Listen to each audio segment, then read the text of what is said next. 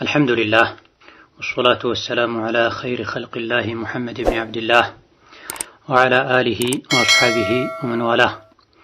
اللهم لا علم لنا إلا ما علمتنا إنك أنت العليم الحكيم. يا معلم آدم وإبراهيم علمنا ويا مفهم سليمان فهمنا وأعوذ بك اللهم أن أقول فيك ما ليس لي به علم. ثم أما بعد ዛሬ ከምናያቸው ጥያቄዎች የመጀመሪያው ጫት ሽቶ ኡድሂያ ማረድ ይበቃልን የሚል ጥያቄ ነው። ከኡድሂያው በፊት ጫት መሸጥ ይቻላል አይቻልም የሚለውን ብይኑን ማወቅ ይቀድማል። ሸሪዓችን ማንኛውንም የሰው ልጅን ዲን፣ እምነት፣ አእምሮ፣ ጤና፣ ገንዘብ የሚጎዳን ነገር በሙሉ ይከለክላል። የነቢዩ አለይሂ ሰላቱ ወሰላም ሸሪዓ ብቻ አይደለም፣ ከዛም በፊት የነበሩ ነቢያት አልضروريات الخمسة والست ላይ ይስማማሉ። ማንኛውም የሰው ልጅን አእምሮ የሚጎዳ፣ ጤናን የሚጎዳ፣ ገንዘብን የሚጎዳ፣ የሰው ዘርን እንዳይቀጠል የሚያደርግ፣ ዲን የሚጎዳ፣ ገንዘብ የሚጎዳ ነገር በሙሉ ወዘተ ክልክል ነው። እነዚህን ለመጠበቅ ነው ሃይማኖት የመጣው። ለሰው ልጆች ሃይማኖት ያስፈለገው የሰው ልጅን ጤንነት፣ አእምሮ፣ ዘሩን ማስቀጠል፣ ገንዘቡን መጠበቅ፣ ክብሩን መጠበቅ ወዘተ ነው የዲን የሃይማኖት ዓላማው። ጫት መቃም ከነዚህ ከአብዛኞቹ ጋር ይጋጫል። ገንዘብን ያለ አግባብ ማባከን ነው ጎጂ ከመሆኑ ጋር። ጤና ይጎዳል፣ ብዙ የውስጥ የጤና ችግሮችን ያስከትላል። አእምሮንም ይብዛም ይነስ በተለይ የቃሙ ባለበት ሰዓት ከቃሙ በኋላ ሰዓት ነካ ያደርጋል። በምርቃና ሰዎች የሚናገሩትን የሚያደርጉትን አያውቁም። ሌላ ዓለም ይሄዳሉ፣ ሌላ ዓለም ላይ ይሆናሉ። ሶላተል ጀማዓ ይተዋሉ፣ ሶላት በአግባቡ አይሰግዱም። ሴቶቻቸው ላይ ብዙዎች ደዩት ይሆናሉ። ሚስቱን መሃል ላይ አስቀምጦ በአጅነቢ ተከባ ትቅማለች፣ ታስቅማለች፣ ሻይ ቡና ታቀርባለች። ማታ ሲቅም አድሮ ቀን ተኝቶ የሚውላለ፣ ቀን ሲቅም ውሎ ማታ ሳይተኛ የሚያድር የጫት ሱሰኛ ብዙ አለ። ገንዘብም ኪስም ይጎዳል። ለቤተሰብ በየቀኑ 500 ብር 1000 ብር አስቀምጥ ቢባል እጁም የሚያንቀጠቅጠው ለጫት በየቀኑ 300 500 1000 ብር ያወጣል። ከመጥፎ ጓደኛ ጋር ይውላል። ጫት የሚያዘወትር ሰው ቤተሰቡን ይጥላል፣ ቸላ ይላል፣ ራሱንም ጭምር ይጥላል። ብዙ የአእምሮ ህሙማን በተለይ ሀገራችን ላይ የአእምሮ ህመም መነሻቸው ጫት ነው ተብሏል። ሌሎችም የጤና የማህበራዊ ህይወት የዲን ጉዳቶች አሉትና ጫትን መቃም ክልክል ነው።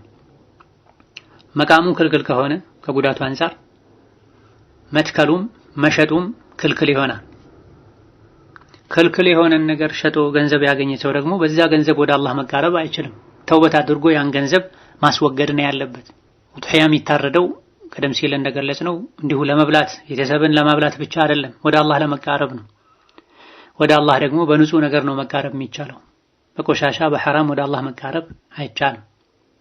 ስለዚህ ጫት የሚሸጥ ሰው ኡማውን ከማፍዘዝ ወጣቱን ከማደንዘዝ ለዚህ ሰበብ ከመሆን ወጥቶ ተውበት አድርጎ ሐራም ያልሆነ ሹብሃ ብዥታ የሌለበት ጭቅጭቅ የሌለበት ማያጠራጥር ማህበረሰብን ማይጎዳ ሐላል ከስብ የከሰበ ሊኖር አላህን ፈርቶ ተውበት ሊያደርግ ይገባዋል።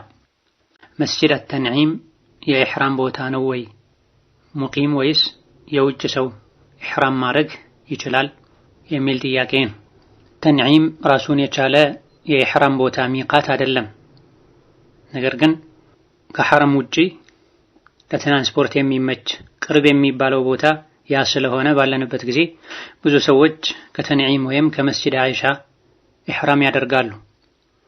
ነቢዩም አለይሂ ሰላቱ ወሰላም አይሻ ሌሎች ሰዎች ሐጅና ዑምራ አድርገው እየተመለሱ በሐይድ ምክንያት ዑምራ አላደረጉም ነበርና አይሻ እኔ ዑምራ ሳላደርግ ልመለስ ነው እንዴ ብለው ነቢዩን አለይሂ ሰላቱ ወሰላም ሲጠይቁ ኸይር ስራ ስላመለጣቸው ማዘናቸውን መቆጨታቸውን ሲገልጹ አይሻን ከወንድማቸው ከአብዱራህማን ጋር ተንዒም ወደሚባለው ቦታ ሄደው ኢሕራም አድርገው እንዲመለሱ አድርገዋል።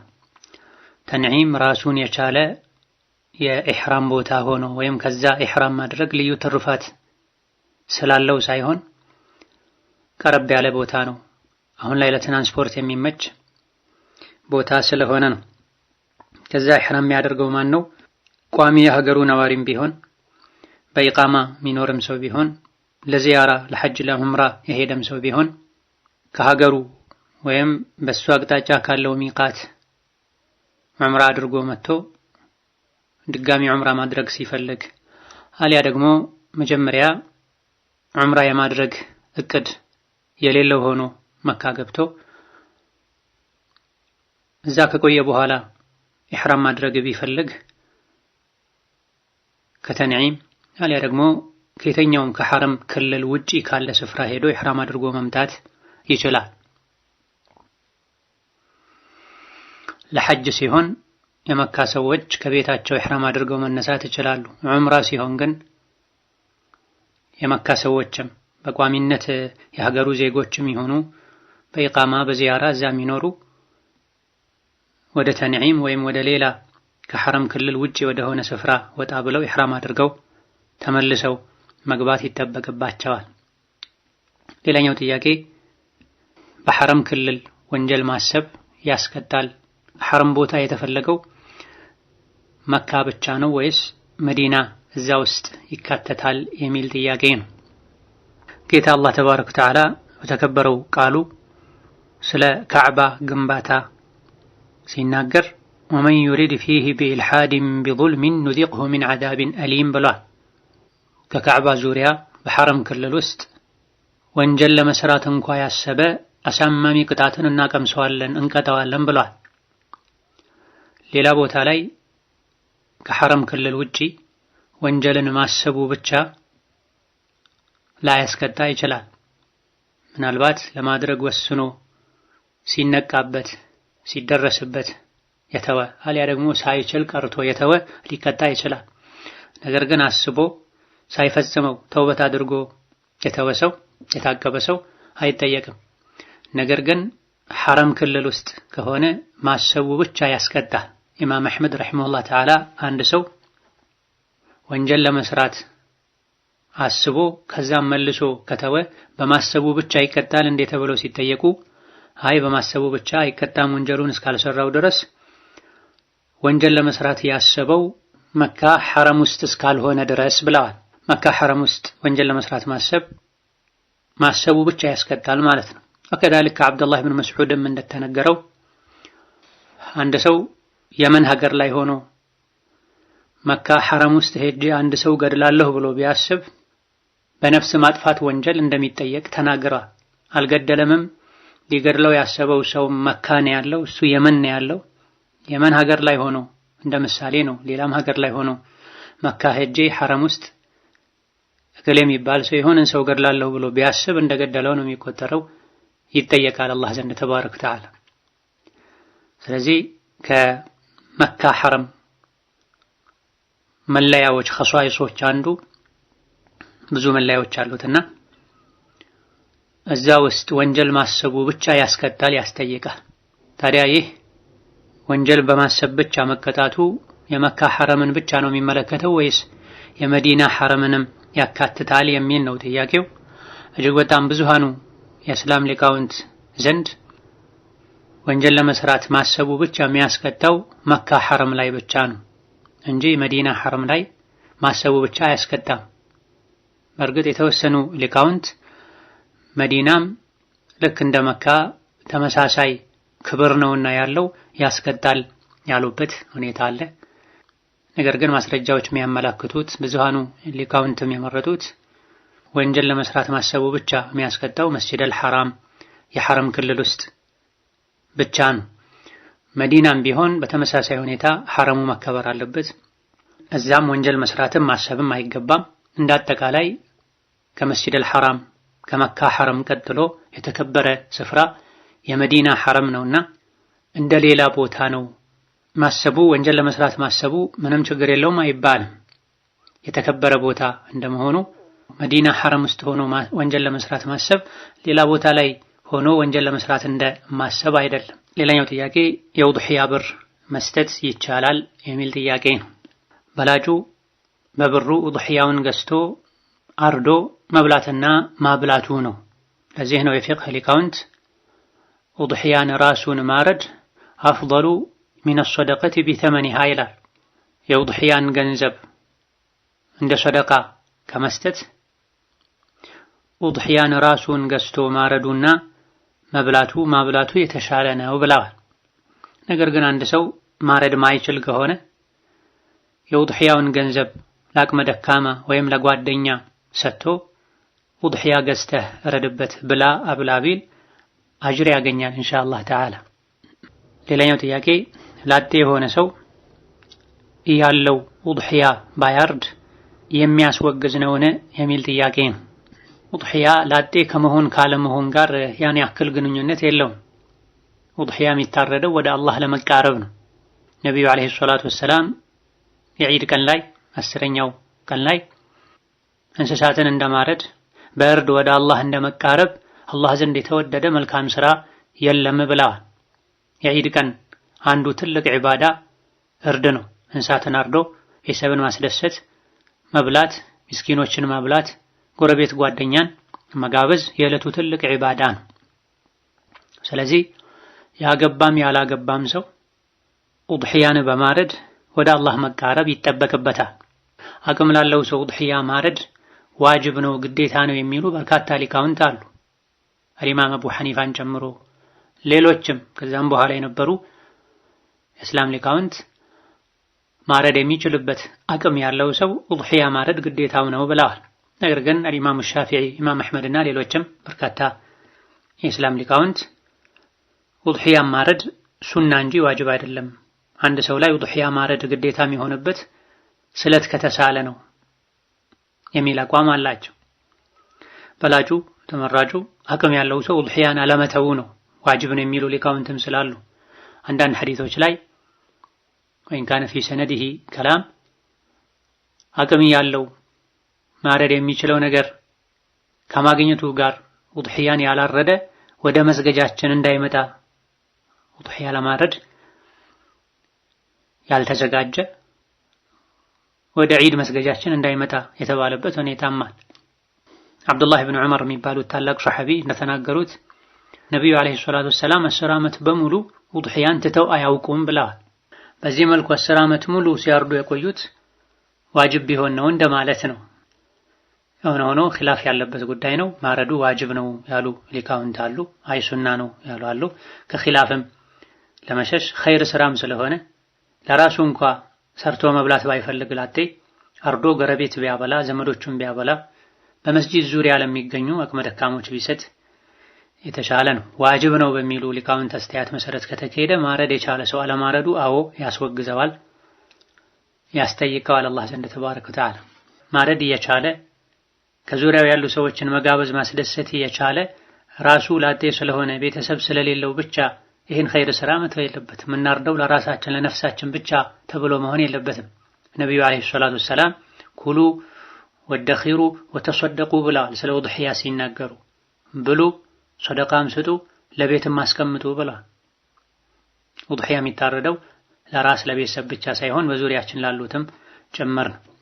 ሌላኛው ጥያቄ የውድሕያ እንስሳ ቀንዱ ቢሰበር ሌላ እንተካለን ወይስ ምንድነው ማድረግ ያለብን የሚል ጥያቄ ነው።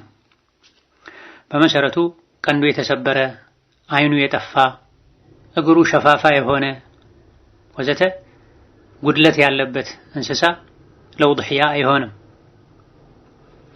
እነዚህና መሰል ጉድለቶች ስጋው ጥራቱ የወረደ እንዲሆን ያደርጋል። እንስሳው ይከሳል። አይኑ ከጠፋ መንገድ አይታየውም። ሳር መኖ በትክክል አያገኝም። ከሌሎች እንስሳት ጋር ተሻምቶ አይበላም። ወህሉ መጀራ ለውድሕያ፣ ለአቂቃ፣ ለሃዲ ከኢሕራም ጋር ተያይዞ የሚታረድ እንስሳ ወደ አላህ ተባረከ ወተዓላ የምንቃረብበት ትልቅ ዒባዳ ነው። ሰው ቤት ስጦታ ይዞ ለመሄድ ጥሩ የሚያምር አይኑ የሚሞላ እንስሳን ሰዎች ይዘው እንደሚሄዱት ከዛ በላይ ለዒባዳ ተብሎ ወደ አላህ ለመቃረብ ተብሎ የሚታረድ እንስሳ የሚያስደስት የሚያኮራ መሆን አለበት። ነቢዩ ዓለይሂ ሰላቱ ወሰላም ለውድሕያ ሙክት በጎችን ነው ያረዱት። የሚያምሩ የደለቡ ቀንዳም የሆኑ ግርማ ሞገስ ያላቸው በጎችን ነው ያረዱት። ሰሐቦች ለውድሕያ እንስሳትን ስንገዛ ዓይንና ጆሮውን በደንብ እንድናይ ያዙን ነበረ ብለዋል። ዓይኑ ጤነኛ መሆን አለበት፣ ጆሮ ያልተቆረጠ፣ ቀንዱ ያልተሰበረ መሆን አለበት። በተፈጥሮ ቀንድ የሌለው አይነት እንስሳ ከሆነ ችግር የለውም፣ ጉድለት አይደለም። ይሄ የውድሕያ እንስሳ ገና ሲገዙት ቀንዱ የተሰበረ ከሆነ አይሆንም። ከተገዛ በኋላ ከሆነ ቀንዱ የተሰበረው፣ እግሩ የተሰበረው፣ ዓይኑ የጠፋው ይሄ ጉድለት እንስሳው ላይ የደረሰበት ሁኔታ ይታያል። ባለ ውድሕያው ግለሰቡ ግዴለሽ ሆኖ ቸልተኛ ሆኖ በሱ ጥንቃቄ የአያያዝ ጉድለት ምክንያት ከሆነ እንስሳው የተጎዳው ለውድሕያ እንዳይታረድ የሚያደርግ እንከን የደረሰበት በግለሰቡ ግዴለሽነት ከሆነ ሌላ መተካት ግዴታ ይሆንበታል። ነገር ግን የእንስሳው ባለቤት ለውድሕያ ከገዛ በኋላ መያዝ ባለበት መልኩ ከመያዙ ጋር ጥሩ ቦታ ላይ ከማድረጉ ጋር ከሱ አቅም በላይ በሆነ ምክንያት እንስሳው ቢጎዳ ሌላ ተካ አይባልም። አቡ ሰዒድ አልኹድሪ የሚባሉ ሰሓቢ ለውድሕያ የገዛሁትን በግ ተኩላ ላቱን በልቶት ነቢን ዓለይሂ ሰላቱ ወሰላም ሄጄ ሳማክራቸው ይሆናል ለውድሕያ ይሆናል ረደው ብለውኛል ብላ። ተኩላን በአብዛኛው ሁኔታ ጠብቆ ማዳን ስለሚከብድ ነው። ከስርም ቆፍሮ ሊገባ ይችላል፣ ከላይም ዘሎ ሊገባ ይችላል፣ በትንንሽ ያስገቡታል በማይባል ቀዳዳዎችም ሊገባ ይችላል። ሌላ ጊዜ በግ ፍየል የሚደረግበት ቦታ ላይ አድርጎ ሳለ አስሮት ሳለ እየጠበቀ በማታ ወይም በሆነ መልኩ ተኩላ ካጠቃው ሊያጠቃ ስለሚችል ከሰው ልጅ አቅም በላይ ነው። ነገር ግን ማይታሰር ቦታ አስሮ በማታ ውጪ ያሳድሮ አውሬ የሚበዛበት ቦታ ላይ ገላጣ ቦታ ላይ ትቶ ከሆነ እንስሳው የተጎዳው ሌላ መካስ ይጠበቅበታል። ምክንያቱም የውድሕያ እንስሳ አንዴ ውድሕያ ተብሎ ከተወሰነ በኋላ በቃል ይሄ ውድሕያ ነው ከተባለ በኋላ ወይም ውድሕያ ተብሎ ተነይቶ ከተገዛ በኋላ ወይም ቤት ውስጥ ካሉ እንስሳት መሃል አንዱን ይሄን ለውድሕያ አድርጌዋለሁ ከተባለ በኋላ የአላህ ሆኗል። በጥንቃቄ መያዝ አለበት። እንዲህ አይነቱን ለውድሕያ የተነየተን እንስሳ መሸጥ አይቻልም፣ በተሻለ እንስሳ ለመተካት ካልሆነ በስተቀር። ስጦታ መስጠት አይቻልም፣ ሐሳብ ቀይሮ እርዱን መተው አይቻልም። አቂቃውን ውድሕያውን ትቶ ለመብል ዝም ብሎ ማረድ አይቻልም። የውድሕያ እንስሳት አንዴ ለውድሕያ ተብለው ከተወሰኑ በኋላ በቃል መሰረት መታረድ አለባቸው። እስኪታረዱ ድረስ ደግሞ መጠበቅ አለባቸው። በትክክል ሳይጠብቅ ቀርቶ እንስሳው ለውድሕያ በማይሆን መልኩ ጉዳት ከደረሰበት ሌላ መተካት ግዴታ ይሆንበታል። ይህ በእንዲህ እንዳለ ቀንዱ የተሰበረ እንስሳ የተሰበረው ቀንድ ከግማሽ በታች ከሆነ ከግማሽ በላዩ ቀርቶ ከግማሽ ሚያንስ ቀንድ ከሆነ ተሰብሮ የተወገደው ለውድሕያ ይሆናል ባይሆን ይሻላል እንጂ የሚል አቋም አላቸው ኢማሙ ሻፊዒ። ኢማሙ ማሊክ ረሒመሁላህ ተዓላ አዲስ ከሆነ የተሰበረውና ደሙ የፈሰሰ ከሆነ በዛ ጊዜ ለውድሕያ አይሆንም። ከተሰበረ ቆይቶ ቁስሉ ድኖ ደሙ ቆሞ ከሆነ ችግር የለውም ያሉበት ሁኔታ አለ። ኺላፍ ያለበት ነጥብ ነው ተወሰነ መልኩ። ነገር ግን ነብዩ አለይሂ ሰላቱ ወሰላም ቀንዱ የተሰበረ አይሆንም ብለዋልና ግማሽም ይሁን ከግማሽ በታች ከግማሽ በላይ እንከን ነውና ለውድሕያ አይሆንም፣ በግለሰቡ ጥንቃቄ ጉድለት ከሆነ ሌላ መተካት አለበት የሚለው የተሻለ ነው። አላሁ ተዓላ አለም። ሌላኛው ጥያቄ ለውድሕያ የታረደን ሙስሊም ያልሆነ ሰው ልብላ ቢል መስጠት ይቻላል የሚል ጥያቄ ነው። ቀደም ሲል እንደተጠቀሰው ነብዩ አለይሂ ሰላቱ ወሰላም ስለ ውድሕያ ስጋ ሲናገሩ ብሉ፣ ሶደቃም ስጡ፣ ለቤትም አስቀምጡ ብለዋል። ሶደቃም ስጡ ከሚለው ሙስሊም ላልሆነ ሰው ቢሰጥ ችግር የለም። ሶደቃ ለሙስሊም ብቻ አይደለም የሚሰጠው፣ ሙስሊም ለሆነም ላልሆነም ከሰው አልፎ ለእንስሳትም ጭምር ይሰጣል። ጉበት አንጀት ያለው በሙሉ እሱን በመብላት በማጠጣት አጅር ይገኛል። ስለዚህ ሙስሊም ያልሆነው አካል ጎረቤት ከሆነ ጓደኛ ከሆነ ዘመድ ከሆነ ከሙስሊሞች ጋር ሰላማዊ መልካም ግንኙነት ካለው ከውድሕያ ስጋ ስጡኝ ካለ ቢሰጠው ችግር የለም። ስጡኝ እስኪልም መጠበቅም የለበትም። ከሙስሊሞች ጋር በሰላም የሚኗኗር መልካም ጓደኛ፣ ጎረቤት፣ የሥራ ባልደረባ ከሆነ የሙስሊም ስጋ እንደሚበላ ከታወቀ ለውድሕያ ከታረደው፣ ለአቂቃ ከታረደው፣ ለቤት ውስጥ ለስጋ ለመብል ከታረደው በዙሪያችን ላሉ መልካም ሰዎች መስጠት መልካም ነገር ነው። አብዱላህ ብን ዐምር ሱሐቦች ለጎረቤቶቻቸው ይልኩ ነበር።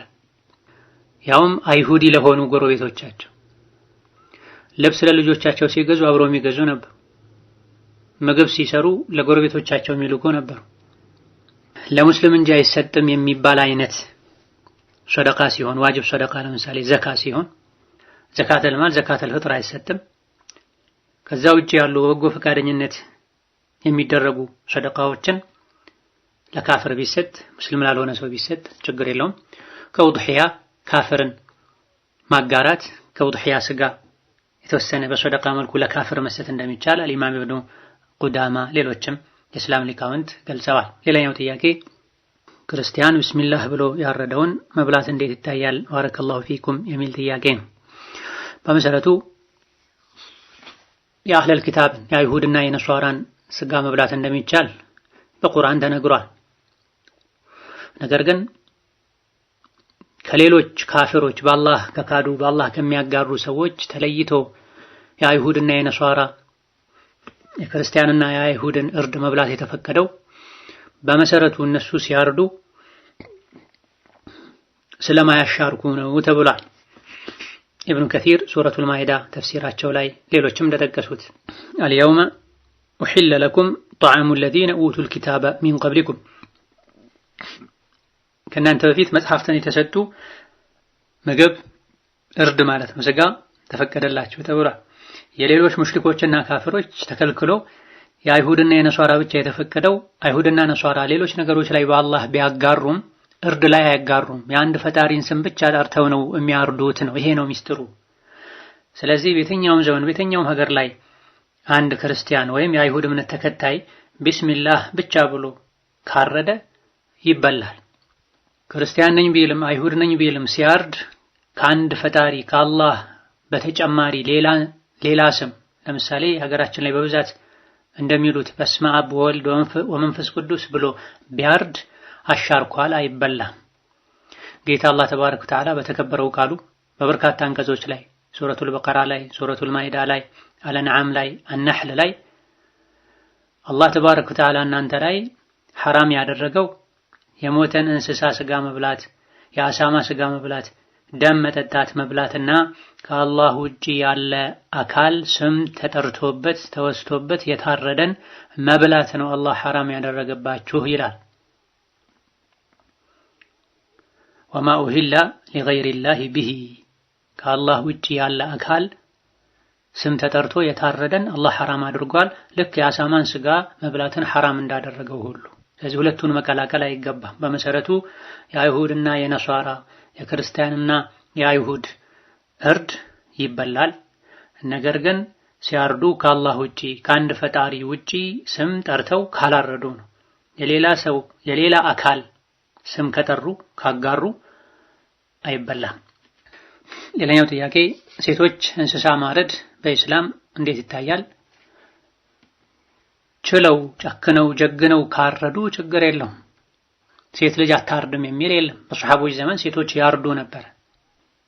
ሐላል የማድረግ እንስሳትን የማረድ መስፈርት ካሟሉ ሴቶች ማረድ ይችላሉ። እንስሳትን የማረድ ሐላል የማድረግ መስፈርት ውስጥ አንዱ ወንድ መሆን ነው የሚል የለም። ማንኛውም ሙስሊም የሆነ በአላህ በአኺራ የሚያምን ሶላት የሚሰግድ ቢስሚላህ አላሁ አክበር ብሎ በስለት ካረደ ከእንስሳት አንገት ውስጥ መቆረጥ ያለባቸው አካላትን በትክክል ቆርጦ የእንስሳው ደሙ ፈሶ ነፍሱ በአግባቡ ከወጣች ያረደው ወንድም ይሁን ሴት ይበላል። ሴቶች ዶሮ ማረድ ይችላሉ፣ ከዛ ውጭ ማረድ አይችሉም ብለው ለመከፋፈል የሚሞክሩ ሰዎች አሉ። ከአቅም አንጻር ከሆነ ሴቶች በሬ ጥለው ግመል ጥለው ማረድ ይከብዳቸዋል ከሆነ ይሄ ሐላል ሐራም ጉዳይ አይደለም፣ የአቅም ጉዳይ ነው። ሴቶች ሆነው ከወንድ የተሻለ አቅም፣ ጥንካሬ፣ ጀግንነት ያላቸው አሉ። ሲታረድ ልክ እንደ ሴት አይኑን ሸፍኖ አላይም ብሎ የሚሸሽ አለ። ዶሮ እንኳ ጎረቤት ወስዳችሁ አሳርዱ የሚል አለ ወንድም ሆኖ። በተቃራኒው ደግሞ ሴቶች ሆነው ትልልቅ እንስሳትን የሚያርዱም አሉ። ከቻሉ መሀል ላይ ተደናግጠው ፈርተው ራርተው ማረድ የጀመሩትን ነገር አጉል ማያደርጉት ከሆነ በሸሪዓ ሴት አትረድ የሚል የለም። በሰሃቦች ዘመን ሴቶች ያርዱ እንደነበረ በትክክለኛ ዘገባዎች ተነግሯል። ሴት ያረደችው በክት ነው ሐራም ነው ብሎ መናገር ስሜት ነው፣ ጅህልና ነው። ሐላል ነው ሐራም ነው ማለት የአላህ ስልጣን ነው፣ የመልእክተኛው ስልጣን ነው። ከዛ በኋላ የአላህና የመልእክተኛውን ብይን የሚያሳውቁት ዑለሞች ናቸው። ያለ እውቀት መናገር ከባድ ወንጀል ነው። ሌላኛው ጥያቄ የሀብቱ መነሻ ሐራም የሆነ ሰው አሁን ተውበት ቢያደርግ ሙሉ ሀብቱን ምን ማድረግ ነው? ሙሉ ሰደቃ ወይስ ተውበት በቂ ነው? ሌላ አማራጭ ካለው ተውበት ካደረገ በኋላ ሙሉውን ሰደቃ ሰጥቶ ራሱን ቢያጸዳ ቢገላገል መልካም ነው። ሌላ የገቢ ምንጭ ከሌለው ይሄን ገንዘብ አውጥተህ ጣል፣ ሰደቃ ስጥ ቢባልና ይሄን ቢያደርግ ወደ ሜዳ የሚወጣ ከሆነ የሚቸገር ከሆነ የተጸየፈውን ቢሆን ሌላ አማራጭ እስኪያገኝ ድረስ ለመኖር ያክል መጠቀም ይችላል። ነገር ግን ከንብረቱ ውስጥ በግለሰብ ደረጃ የሚያውቃቸው ሰዎች ሐቅ ካለበት ያን ሐቅ መመለስ አለበት። የሰረቀው፣ የዘረፈው፣ ያጭበረበረው ካለ ባለቤቱን በግል የሚያውቀውን መመለስ አለበት። ሌላኛው ጥያቄ አንድ ሰው ሰርግ ቦታ ላይ ስልክ ሰርቆ ነበረ። ከተወሰነ ጊዜ በኋላ ራሱ ለባለቤቱ ይቅርታ ጠይቆ ስልኩን ልመልስልህ ሲለው ተው አውፍ ብያለሁ አለው። አላህ ዘንድ ተውበቱ ብቻ በቂ ነው ወይስ ሐድ ይቆምብኝ እጄን ይቁረጠኝ እያለ ነው የሚል ጥያቄ ነው። ስርቆት ከከባድ ወንጀሎች መሃል አንዱ ነው። ትክክለኛ የአላህ ባሮች አይሰርቁም። የሚያስረግም የአላህን ቁጣ የሚያመጣ ተግባር ነው። ያልሰሩትን የሰውን ሐቅ ያለ አግባብ መንካት፣ መፋቂያ እንኳ ቢሆን የሰው ንብረት ያለ ሙሉ ፈቃዱ ከልቡ ደስ ሳይለው መንካት፣ መጠቀም፣ መውሰድ አይቻልም ብለዋል ነብዩ አለይሂ ሰላቱ ወሰላም። የስርቆት ወንጀልን የፈጸመ ሰው በመጀመሪያ ደረጃ አትስረቁ ያለው አላህ ነውና አላህን አስቆጥቷል። አላህን ይቅርታ መጠየቅ መተውበት፣ ሁለተኛ አልሰርቅም ብሎ ለጌታው ቃል መግባት ይጠበቅበታል። ከዚህ በተጨማሪ ደግሞ የሰረቀውን ንብረት ለባለቤቱ መልሶ መስጠት ካለ ራሱን፣ ከሌለ ተመሳሳዩን መተካት፣ ካልሆነ የሰረቀውን ገንዘብ በተሰረቀበት ቀን የሰረቀውን ዕቃ በሰረቀበት ቀን ሂሳብ ተሰርቶ ዋጋውን መስጠት አለበት። ከሱ የተሰረቀው አካል በህይወት ከሌለ ለወራሾቹ መሰጠት አለበት። ከማን እንደሰረቀ በትክክል ካላወቀ ሊያገኝ ካልቻለ ሞክሮም ካልተሳካለት ለእስላማዊ ተቋማት ሰጥቶ ለኸይር ነገር እንዲውል ማድረግ፣ ራሱን ከዚህ ነገር ነፃ ማውጣት አለበት። ጥያቄው ላይ እንዳለው ግለሰቡ ታውቆ እንካ ዕቃህን ብሎትም ይቅርታ አድርጌልሃለሁ አፍ ብያለሁ አልፈለግም ውሰድ ካለው ባለ ንብረቱ አውፍ እስካለው ይቅር እስካለው ድረስ ተውበት ማድረጉ በቂ ነው እንጂ በግለሰብ ደረጃ ወይም እጄን ይቁረጠኝ አይባል። እጅ መቁረጥ፣ የሰረቀን ሰው እጅ መቁረጥ፣ ዝሙት የሰራን ሰው መቅጣት፣ የገደለን የሰው ነፍስ ያጠፋን መግደል ግለሰቦች የሚፈጽሙት ህግ አይደለም። ባለስልጣናት ብቻ ናቸው ይሄን የሚፈጽሙት። ይሄ ይሳካ ዘንድ ደግሞ ሁለት ምስክር ቀርቦ አሊያ ደግሞ የሰረቀው አካል ራሱ በትክክል አምኖ ፍርድ ቤት ውሳኔ ተላልፎ ወዘተ ነው እርምጃ የሚወሰደው። መስፈርቶች ሁሉ እንኳ ተሟልተው እጁ ይቆረጥ ቢባል ስልኩ የተሰረቀው አካል፣ ንብረት የተወሰደበት አካል ግለሰቦች አይደሉም። እንዲህ አይነት እርምጃዎችን የሚወስዱት እስላማዊ መንግስት ኖሮ የሸሪዓን ህግ የሚያስተገብር ባለስልጣን ወስኖ የህግ አስከባሪ ቦታው ላይ ኖሮ ብቻ ነው የሚፈጸመው። እንዲህ አይነት ነገሮች ላይ ከፍተኛ ጥንቃቄ ማድረግ ያስፈልጋል። هذا والله تعالى أعلم። ለዛሬ በዚህ እናበቃለን። ወቢላሂ ተውፊቅ። ሰላም አለይኩም ወራህመቱላሂ ወበረካቱሁ።